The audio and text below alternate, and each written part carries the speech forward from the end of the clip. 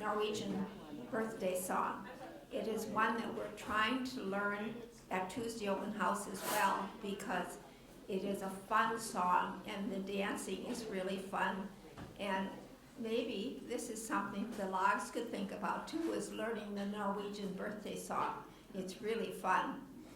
And thank you all for listening, and thank you and congratulations to all us with the birthdays. And now I'm fortunate to be able to introduce to you a renowned speaker who really understands what has been going on with the churches in this country and elsewhere, but in particular, it's very important for us to know about how important churches were to our Norwegian immigrants, and it was a very important thing. Gracia is very knowledgeable about that. She is a former professor at Luther Seminary, and she has done many classes here at Minikirken about the churches and the immigrants and special people, and she is a storyteller and a writer. So please welcome Gracia Grindal.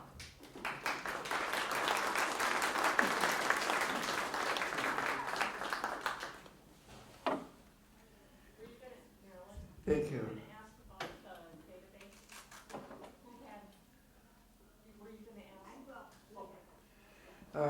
It's wonderful to be here with you, and spring is a wonderful time. It's Norway's month too. Lots of celebrations. I'm going to talk about Norwegian immigration and the Norwegian Lutheran churches in America. And it's good to do that on the 200th anniversary. On the 100th anniversary, the churches put on a huge festival. They know how to put together festivals. And so 60 to 100,000 people came to the state fairground in June of 1925. So, let's begin. I divide if you can't hear me, please go like this. I hate to have people say, I think you gave a nice speech, but we couldn't hear you. There are 4 periods that O.M. Norley divides the immigration up into.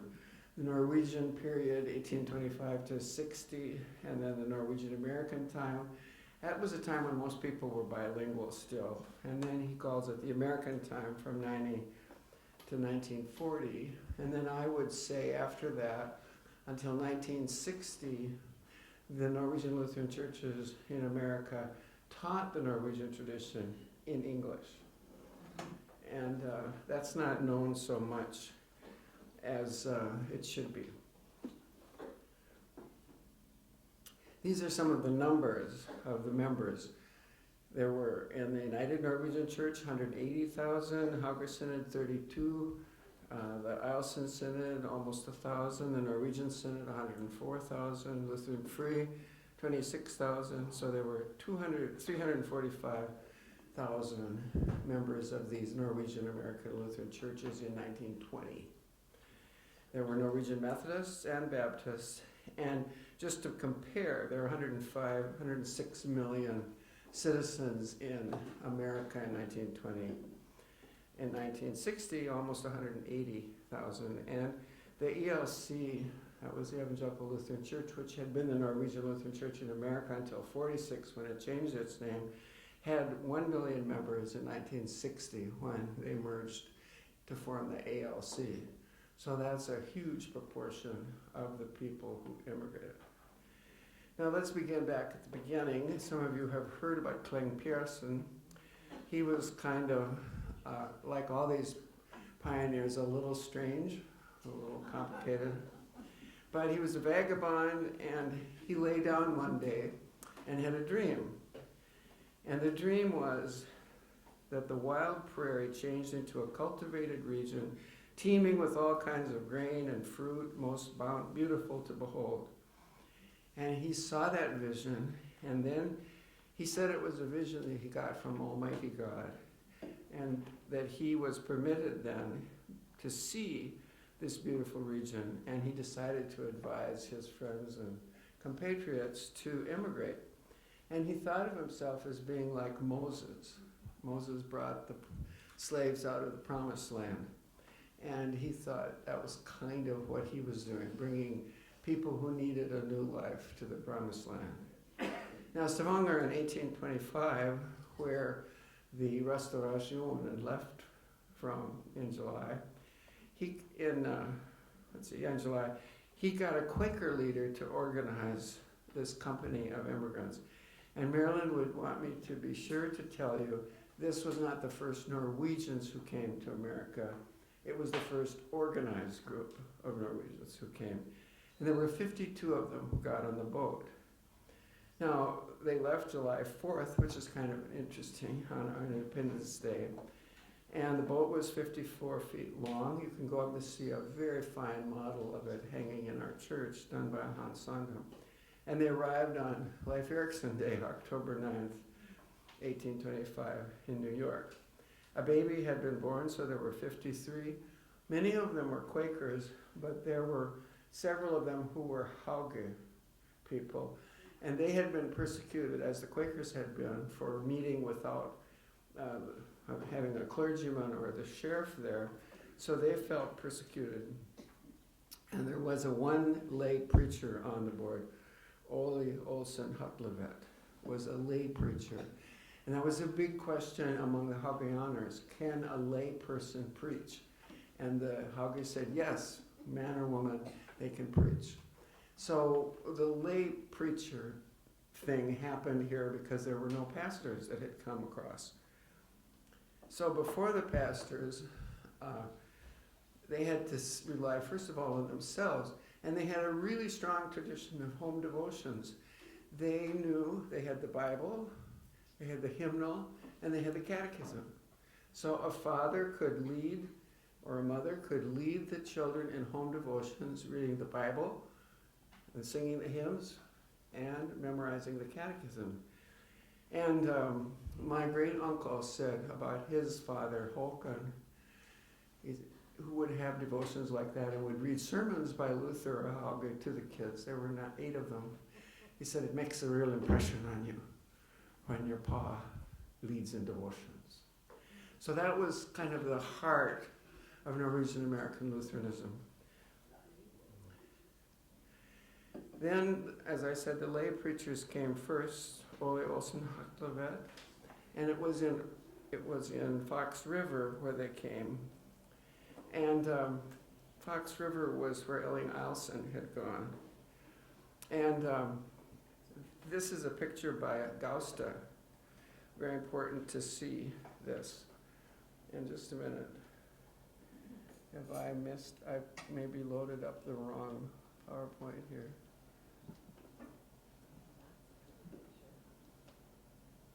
It's the same one, okay. Well, okay, here, I'll go with this one.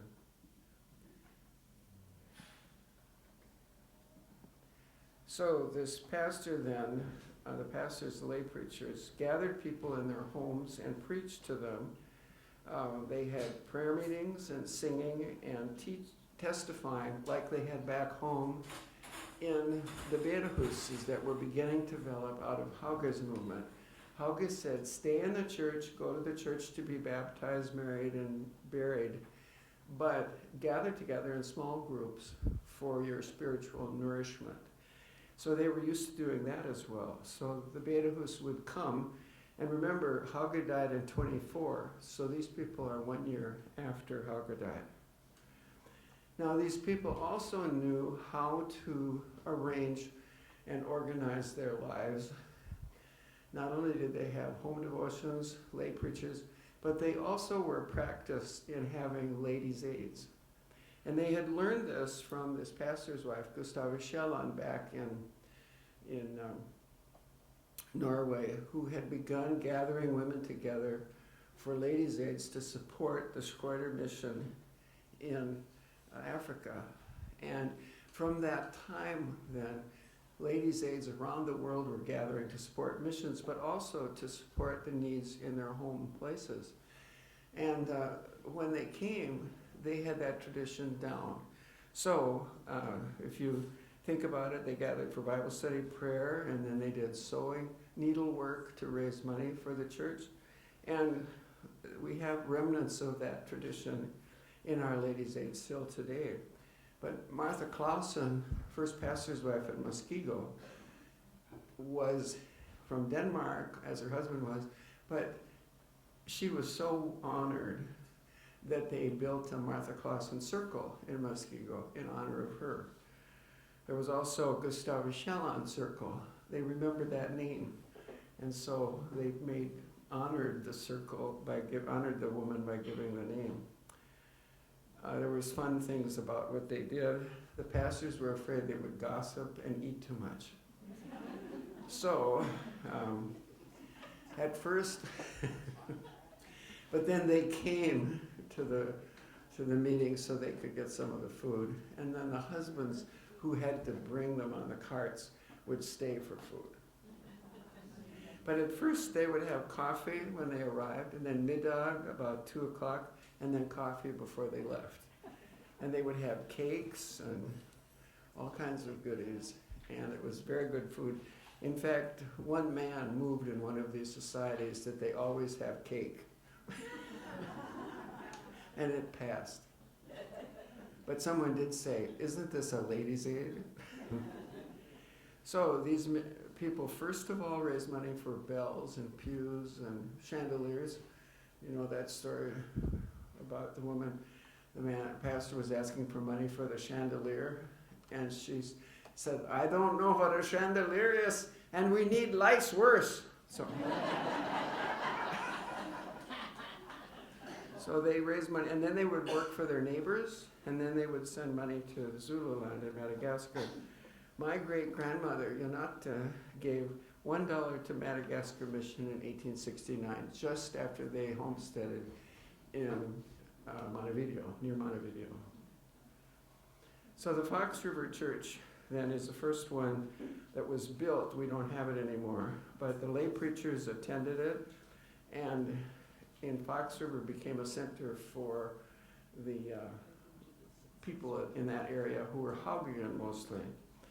And they were also in a place where there was a lot of religious ferment, so many of the Norwegians were attracted to Mormonism, and Marilyn studies that quite closely. She's gone to Salt Lake often.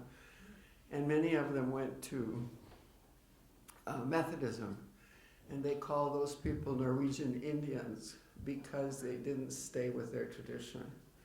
To leave, almost like, Jewish faith, if you leave and marry someone outside of that circle, you suffer. Anyway, so these laymen then that served Muskego and Fox River, Klaus Clausen and Ellie Allison, began building churches and serving people, and they were criticized by their other Norwegian Lutheran pastors for not being ordained. So in 1843, they had ordination services for them, and the pastors in the other churches, Norwegian Lutheran churches, never thought they were Hoyle, according to Hoyle. But anyway, so they had then beginning to have ordained laymen. Then they had Sunday schools, and the Sunday schools were something they'd heard about from England. So these began to gradually work as people began to organize and build Sunday schools. But they also then began to build what they call parochial schools, which were schools in the summer to teach the tradition, Norwegian hymnody, Bible, and history. So just to get the 3 lines of Norwegian Lutherans in America straight, you'll never remember this, but I have lived in it so long I can do it by heart. You had on the left the Haga Synod in 1843, on the right the Norwegian Synod in 1853, and then in the middle the conference, which became the United Church in 1890. And those are kind of the 3 branches of Norwegian Lutheranism in America. And don't believe that they were harmonious. They fought like cats and dogs about theology. And this meant that they built colleges. So we were very rich in Norwegian American colleges. Luther, the Norwegian Synod, Augsburg, the conference, St. Olaf, the Synod and the conference, Augustana, the old conference, Concordia, kind of the synod and the conference. And BLU also. So these became built, they were built because of fights. And now they're some of the great colleges in America. So here's Erling Eilson. They said that he was a Vossing. He was pretty craggy and crusty. They said when he entered a room, all the joy left it. That's a great recommendation for a pastor.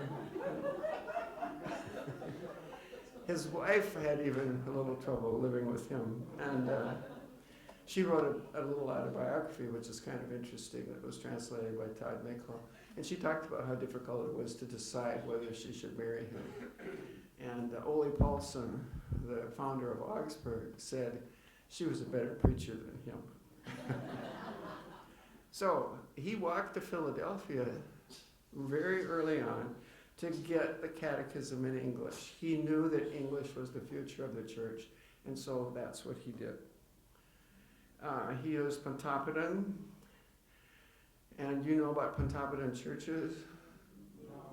There's a Lutheran church in Fargo where my uncle was pastor, Pontoppidan. It means bridge in Latin, written by this Danish bishop who was in Bergen for a while. Pontoppidan, some people called it Point Up and Down Church. But there are several Pontoppidan churches around the area if you look in the old books. But he had written at the king's request in 1737 an explanation to Martin Luther's small catechism, and it had 700 extra questions and answers. No one could learn them all, but they were expected to, and you couldn't pass through adolescence until you had memorized as much of that as the pastor insisted on. You couldn't get married or get jobs without passing this. So it was a terrifying puberty rite. But I studied it with my father in the 1950s, a version of it, a much reduced version of it. My mother said she memorized most of them. I believe that, but not quite most. So here's Pontoppidan. The Bernardum, children's teaching, was brought here, and Erling Eilson got it translated. So then you have the Eilson and the Hauge Synod, and it established a seminary, a college, Trinity Lutheran in Chicago, and then Red Wing Seminary. That was where they taught their people to be pastors and educated laity. Then there was the Norwegian Synod around Luther College, and these people came from what you would call the conditionert class, the people of condition. I can't explain that, why it's called that, but they were people who were educated. Norway had no aristocracy because they didn't have a king, really. The Danish king was their king. They had rich people, wealthy people, educated people, lawyers, pastors, doctors, and they were kind of the leaders of the society. And the only people who came from that class to America were the pastors, because to be a lawyer and learn all that in another language, to be a doctor, all of those things were very difficult. But the pastors had a Norwegian territory before them with Norwegian-speaking people. So many pastors came, not many, but enough so they could build. And we have Niels Brandt, who's standing, Wilhelm Koren, who was in Washington Prairie, outside of Decorah, and Herman Preuss. And they built Luther College and Luther Seminary. And they were very good at building. They were visionary people. Koren picked the beautiful place where Luther College is now. And you think of him standing on the ridge there in 1852, looking out and saying, this is where it will be. And it's one of the most beautiful campuses in the country. So, what they started to do then as a group was to send out pastors, kind of like circuit riders, who would go out and find the people who needed baptizing, marrying, and burying. Now, lay people could baptize.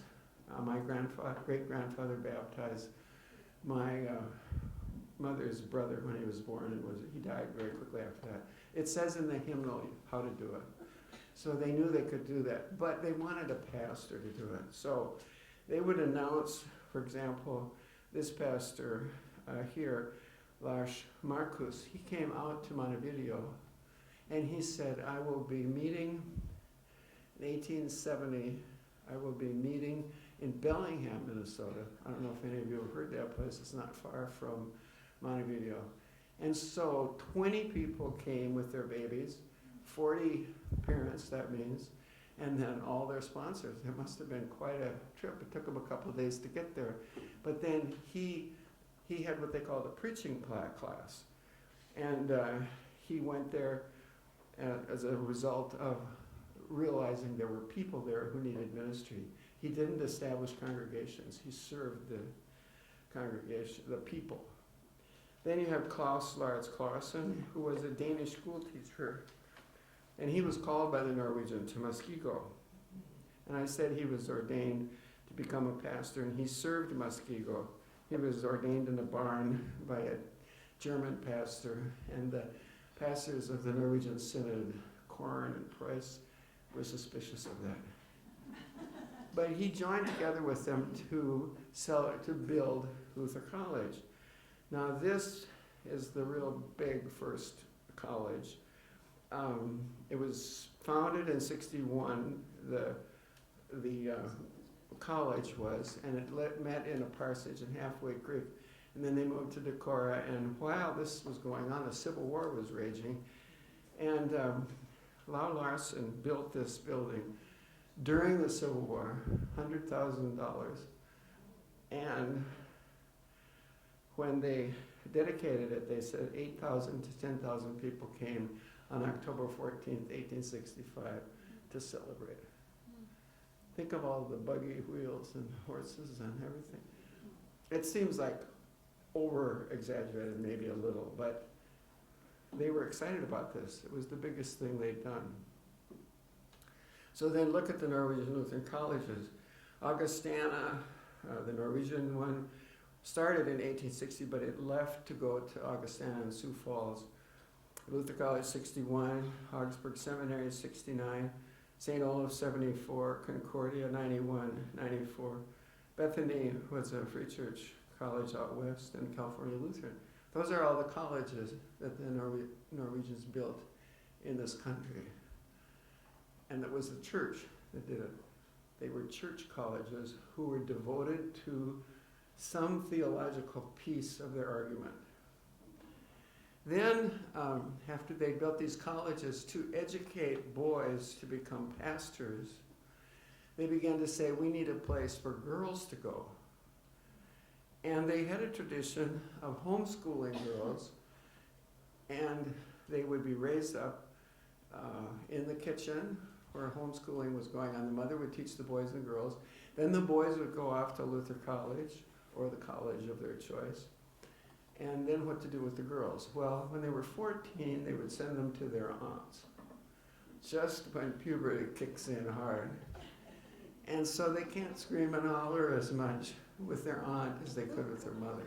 It was a brilliant idea. And then their aunt taught them all the skills of homemaking, slaughtering, canning, preserving, everything like that. And then also the fine arts, how to write, how to read, how to write letters, how to learn the languages, German, French, and English. They all sat around the parlor singing hymns and learning their confirmation while they sewed at night. So then the church began to say, we need a place to send them. Our wives can't do this any longer. And so they sent them to a college or a school they built in Red Wing. This is Red Wing Lutheran Ladies Seminary. And really it was a finishing school for girls who would become pastors' wives. Some people called it a factory for pastors' wives. And this was a wonderful thing. They had the arts, they had music. They taught people to paint. They taught people how to sing and play. They had a conservatory of music that was really fancy. And ladies, taught them to be ladies. Then they built Luther Seminary, which they put in Madison first in 76. And then they built one in Robbinsdale, which burned down. And then they moved to Hamlin. If you go down Hamlin and Lexington, you see a street called Seminary. That was where the Norwegian Synod built Luther Seminary, which you see here. And this is the one in Robbinsdale. And then they went to St. Anthony Park in 1918. Now, what's interesting about this is a fire burned down the Lutheran Ladies Seminary, Old Main that I showed you at Luther and Decorah, and the Ladies Seminary. And my tradition, the Free Church, thought it was God speaking. So they also had their ladies' aides, pastors and professors' wives. Now, St. Olaf College comes out of the Norwegian Synod and the conference, sort of. But B.J. Moose, about whom you've heard a bit, started the first school of that tradition that was co-ed. St. Olaf was a high school that had women and men, boys and girls in it, and then it became a college a little bit later. But it was the first college that really had co-education. And so he's to be commended for that.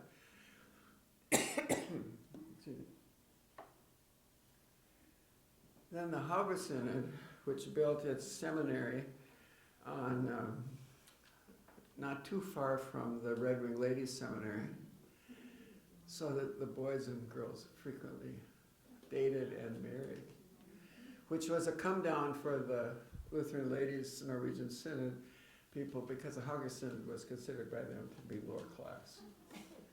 Roy Harrisville, whom some of you may know, his mother was Lutheran Ladies Seminary, and his father was Hauge Seminary, and he complained his whole life that he was a product of a mixed marriage.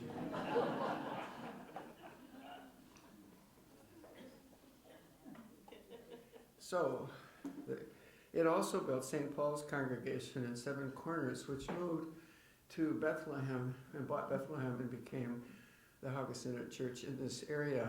And the freeway has done a lot of damage to these places and these churches, tore them down. Here I love this picture of Red Wing Seminary. It closed at the merger in 1917, but it kept a pro-seminary. But like many of these schools, it had to close because of the Depression. Now the Hauge Synod had a mission to China that they started with virtually no money, no support. They just sent these people off to China, and they sent them money, and Thea running and Halva running. We have a running here. Who is she? Was she your aunt? Great aunt, yeah, Thea running. So here is this. They're building schools. They have their ladies' aid, their Sunday schools, their churches. They build these schools, and then they think of mission and send people off to China in 1891. Now that was a real stretch, but these people became very important in the Fancheng area. Wuhan is really where they went to start. And even today, people remember them in China. If people who descended from this group of missionaries that went go back to China, there will be people who remember or have heard of their grandparents. Here's Mrs. Harrisville, Roy's grandmother.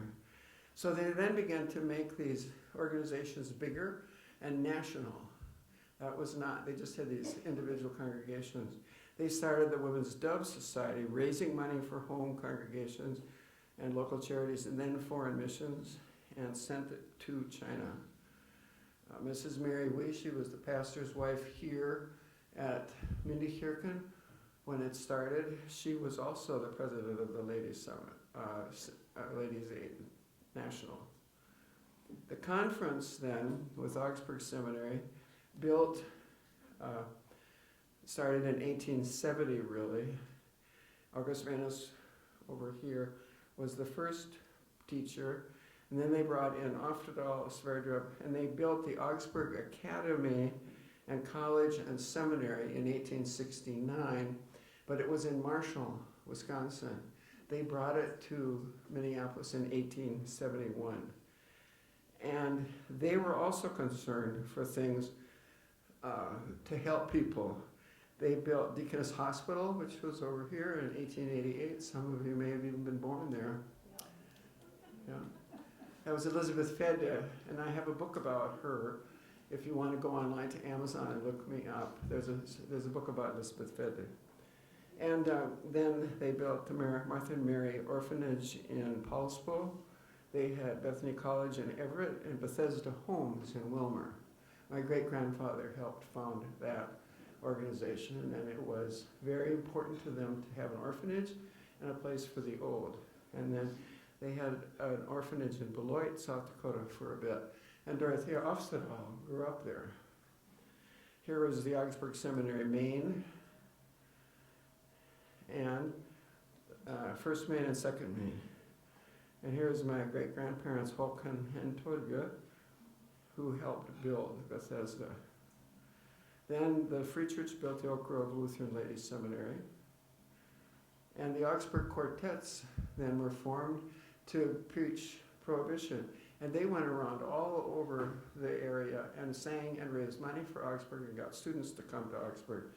And they started the choral union in 1891, and that was filled with young people who came together to sing. My grandmother was part of that group, and it brought kids together. So when they were young and in the heat, they would find someone to marry. Like my grandmother Anda married my grandfather because of her work in this choral union. The United Church was started in 1890 when the conference joined with a couple other churches. And Jørgen Høyme, whom many of you know from the building at St. Olaf, T.H. Stahl and Ellen Bjorn built St. Olaf College, Concordia, United Seminary, Lingblomston, Ebenezer, Fairview Hospital, and then the academies, and Augsburg Publishing House. Now, Augsburg Publishing House started after a big fight, unseemly fight, and it left and became Augsburg Publishing House downtown, and it was the most, it produced more work in Norwegian almost than any other place in the world. It built the United Church Seminary in 1902, which is where I taught.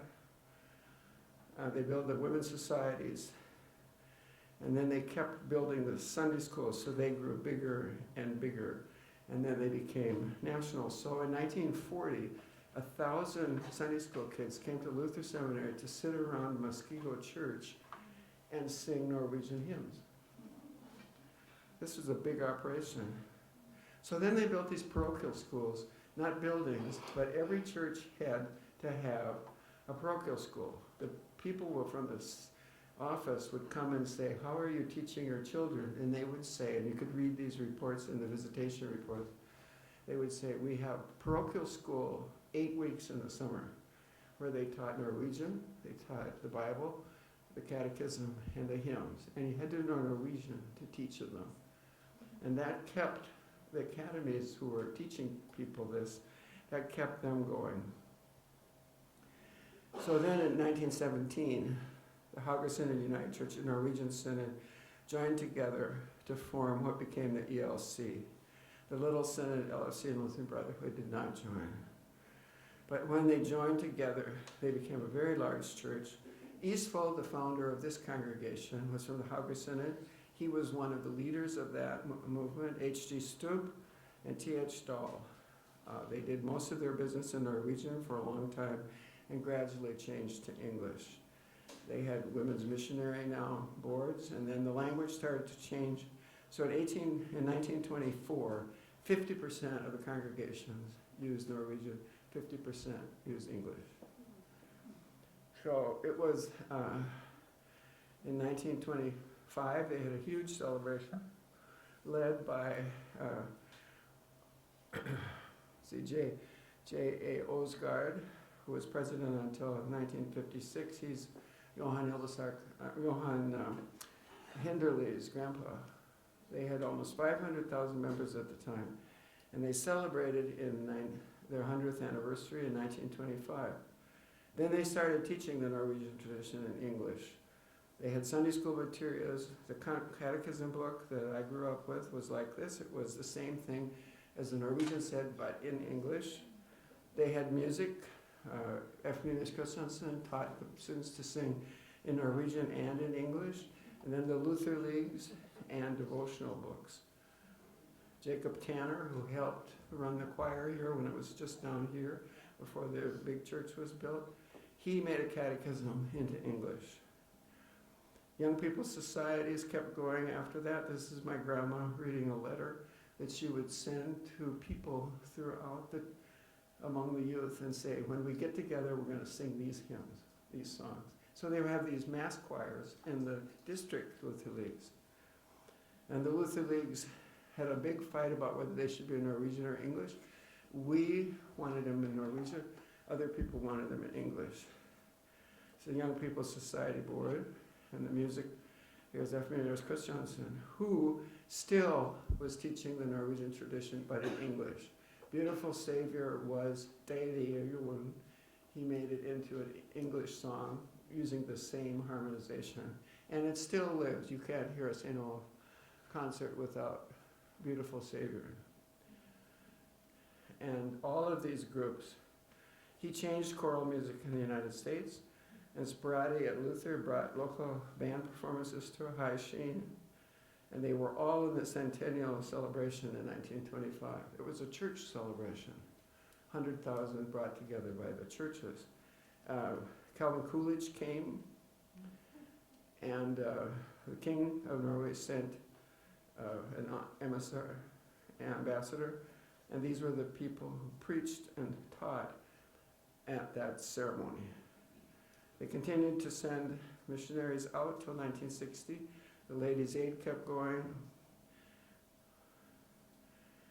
And these are the Ladies' Aid in my father's church in Rugby. They still spoke in Norwegian when I was a kid. They built this, Augsburg Publishing House published its last book in Norwegian in the 1940s. This is Alt for Norge. It was during the war.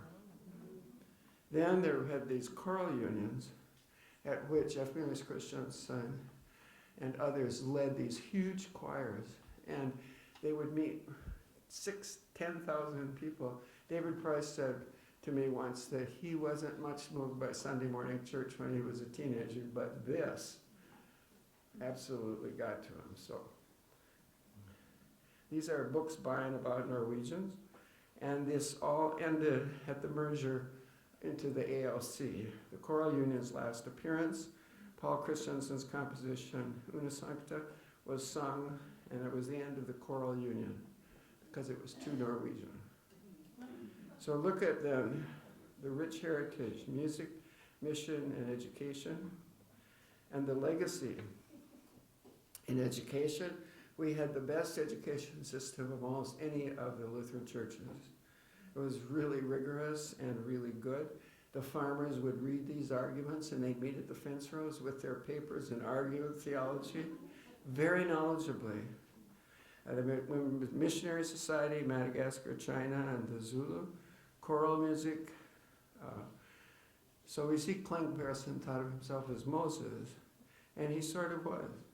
These pioneers built congregations, and then churches, and then colleges, and it was where their Norwegian identity could be nurtured. And that was a big question. Can you be a Lutheran in English? So that was a big argument, and Ole Volvag said, I know they can all understand Norwegian and English, and we should teach them English, but Norwegian is a language of the heart. They should keep it so they know where they came from. But if you don't have English, you don't have a future in this country. But if you don't have Norwegian, you don't have a past. So that was their struggle through all this. There are many books on this. I have brought a couple books, Unstoppable, on the Luther College effort to teach its girls. And then there's a book by Thomas Jacobson, Pain in the Belly, on the Haugean movement in this country. He was here last year. And you could buy those. There are a few of them in the back. And you can buy them. If you buy the Pain in the Belly, you have to send it to the check to Minda Hirken, or the other one is to me, a check to me. But this July, my book, What a Fellowship, The History of the Lutheran Free Church and Augsburg Seminary, and my family is coming out. And I'll be talking to you about that sometime later. So, the numbers are astonishing. There were 6,000 congregations that the Norwegians had. That's a lot of congregations. There were 1 million by 1960 in these congregations, a large number of them.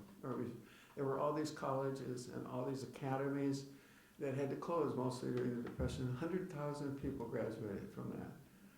So think about all the things that our ancestors did to nurture the faith. This congregation was built to remember the faith of the pioneers and to teach it and keep it going. And we are heirs of very talented and gifted people. So thank you.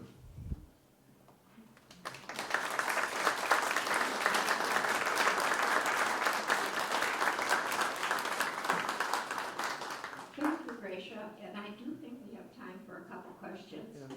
So if there are questions, I need someone that's willing to walk the bike around. And Yeah, there's a question.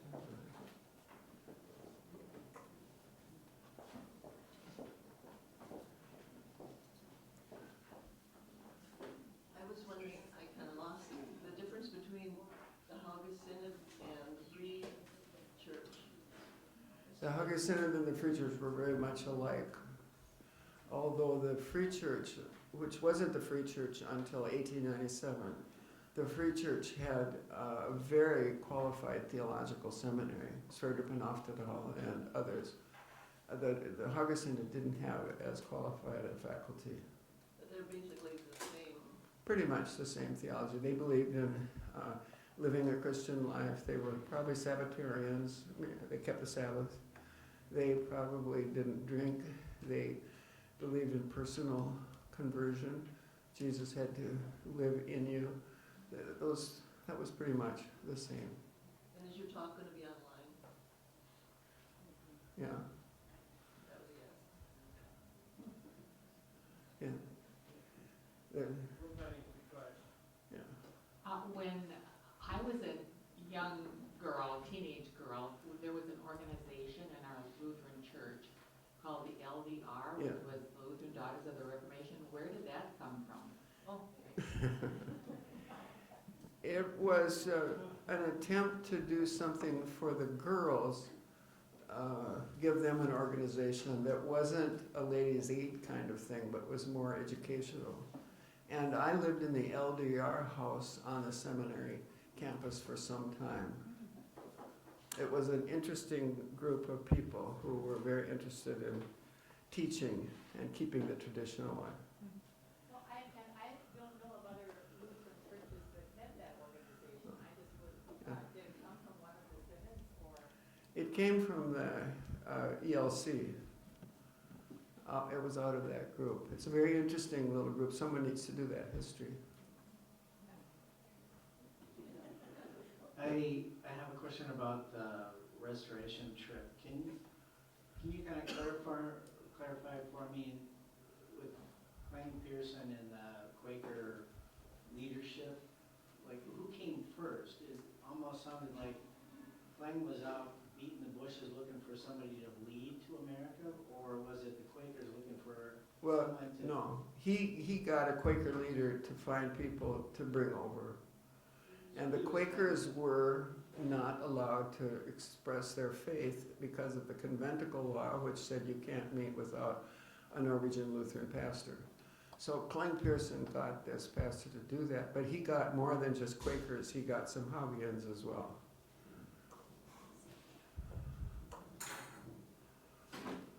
Were the Sunday school and parochial school taking place at the very same time in the churches? No, the parochial school was summer school. But Like we have VBS now, we call it Vacation Bible School. That's the heir of the parochial school. The Sunday schools developed locally in 1880. In my book on the Free Church, I have some statistics about it, about how many kids and teachers were teaching in Minneapolis in Norwegian Lutheran Sunday schools. But that wasn't quite the same as confirmation. So one church would have Sunday school during the main part of the year and Yeah. the summer yeah, for the rest of the year. there would be parochial school.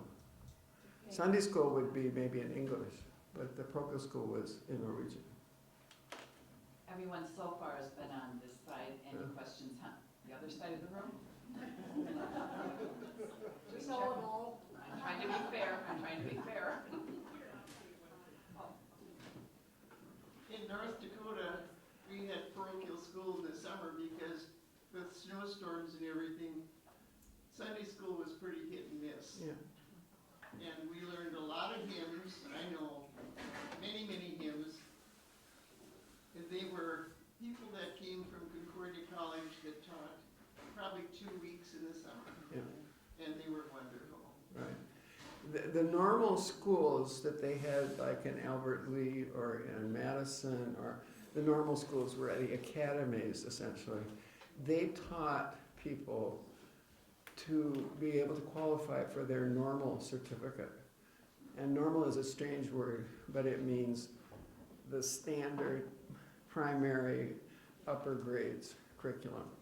But they also had certificates for parochial school, and many of these women and men taught in the regular common schools during the year, and then they taught in the parochial schools in the summer. They go and stay with people in the congregation.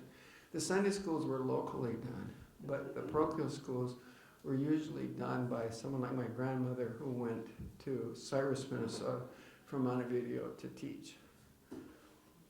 And many pastoral candidates did that as well.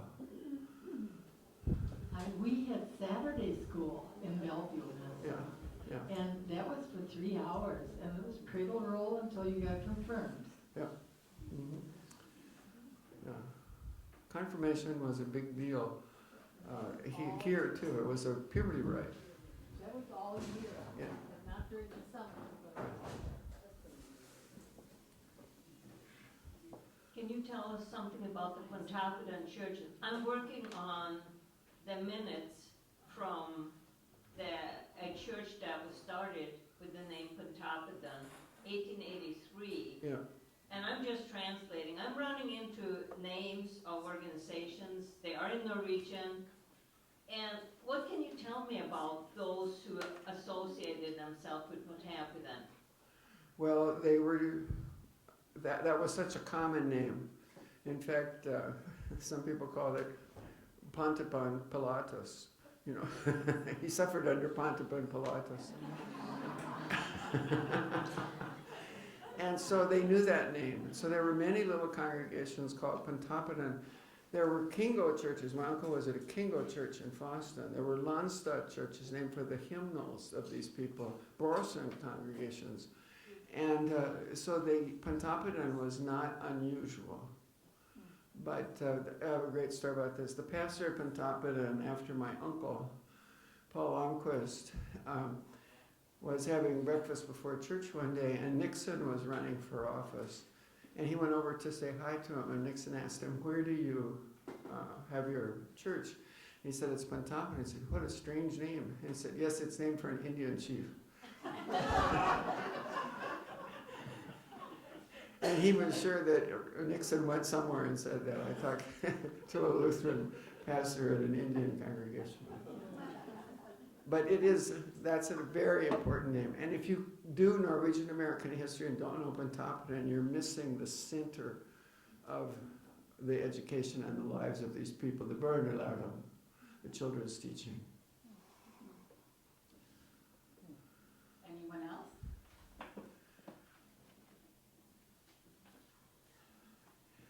Well, I would like to thank you Thank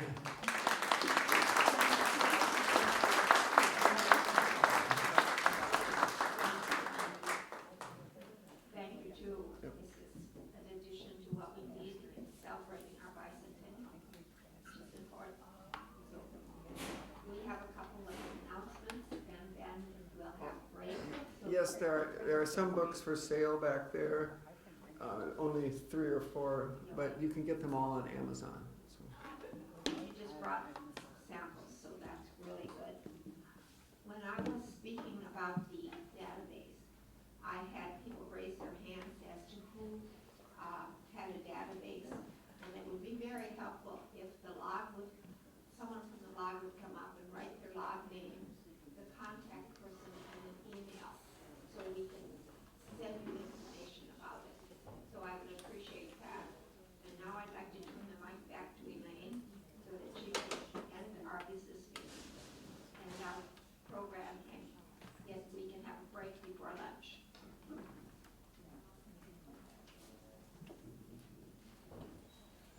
So the meal will be ready at about 12:15, so we have a little time before lunch is served. After lunch at 1 o'clock, we have the session for webmasters, instructions to work with PayPal by Amber Walters. Amber, would you raise your hand? Okay. And then Sheila Andorfer also. So you have a handout, I believe, and maybe one-on-one assistance as well with Sheila. Thank you to both of you. That's 1 to 1:45. If you wish to go to Norway House to see the Big Dog Special Collections Room, that starts at